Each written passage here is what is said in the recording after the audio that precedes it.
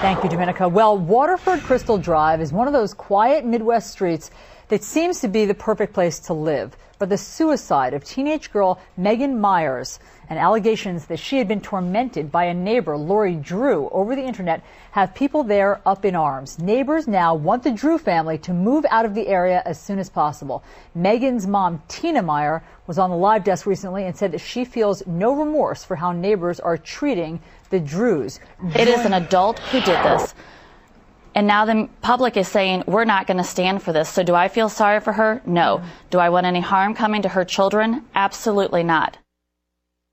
All right, joining me now by phone is Christine Buckles, the next-door neighbor of Lori Drew and good friend of Tina's. Christine, thanks for being here. What are people in your community saying about the Drew family? Well, everyone in our community wants them out. They feel that they do not belong in our community. After what they've done, we just want them gone. Do you think that this is vigilante justice? Are you doing things to this family to coerce them or urge them to leave the neighborhood? No. Actually, we just kind of ignore them. Since the stories broke, we have not seen much of them at all, which is actually very nice to us. But we just want them gone. We don't want to have to deal with them. We don't want to look at them every day. Well, we've actually heard that there's more than just ignoring going on, and that there is actually sort of a nasty website that has been created targeting Lori Drew, the mother. Do you know anything about this? I don't. When you do see your neighbor, I mean, this is your neighbor after all, if you cross paths as you're going to the grocery store or as your kids are going to school, what's that exchange like? Actually, Lori Drew will not look at me. She will not look me in the face. What about all the kids in the neighborhood? How are they treating the Drew children?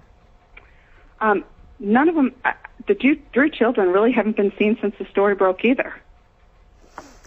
So there's not been a whole lot of communication with the Drews and anyone since the story broke. If you want them to leave the neighborhood and that's your ultimate goal, how will you begin exerting pressure for them to do that? I don't believe we can. I think that's something that they have to feel that they need to leave. I mean, I don't think that as a neighbor there's any way I can force someone out of a neighborhood other than to voice my opinion, which is exactly what I'm doing. I have no qualms about saying that I know that I speak for several of the other residents in our neighborhood, want them out. But that's about all we can do. Right. All right. Christine Buckles, thank you so much for joining us with your candid opinion this morning. Let's see what today's A-List has to say about this. Angela McGlowan is a Fox political analyst. Peter Johnson Jr. is a Fox News legal analyst. Lauren Lake is a criminal defense attorney. And today's Fox wildcard, Fox senior judicial analyst, Judge Andrew Napolitano. Thanks so much for being here, guys.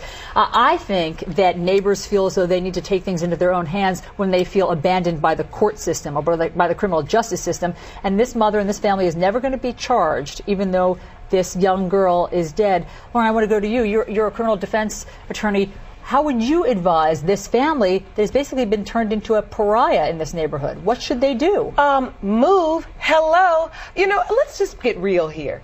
This was a terrible occurrence, and this mother really misbehaved. Now, whether or not the courts decide to follow through or the criminal justice system decides to follow through, I would honestly advise them, you don't have to move, but why wouldn't you?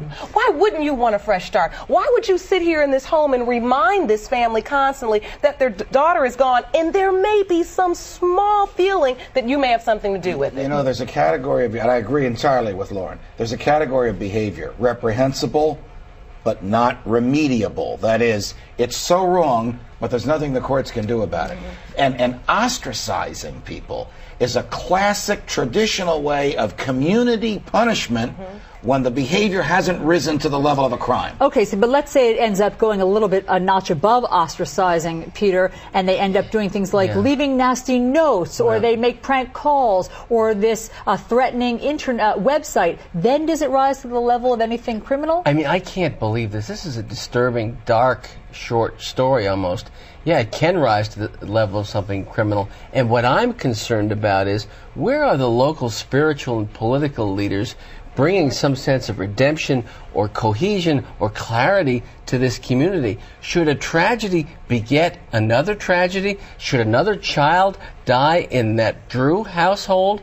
Should this woman who may have committed these acts that may have, according to some people, resulted in this child's suicide, should she be driven to suicide? Is that what we need? Is that what we want? But forgiveness is hard, Angela. Forgiveness is hard, and I think that a lot of people are grieving here and they're lashing out. But having a loved one that did commit suicide, I want to say this, we're playing the blame game here. And committing suicide is just not one act that will cause you to do that. And I think that the parents of the young lady should take the responsibility, because for someone to take their own life, they have to be really desperate. And this child could have been manic depressive. Oh, there obviously this child could was have a had problem. certain issues. There obviously was a problem with Yeah, the child. But right. the next door neighbor, the mother, But still, cannot be Judge, allowed to get away with this. Sure, it's but what are we going to do? complicated. I Charge mean- them with charge her with Oh, no, manslaughter? no, no. I don't What think are she we committed doing? a crime. That's why I said reprehensible, but not criminal. Right, and there's so But much she to should debate just here, move. obviously. There Just might be. move. There Now, might it's be not a for her civil own sake or Right. the sake of the child that died, for her own family's sake. Okay, Ayla, there's so much material here for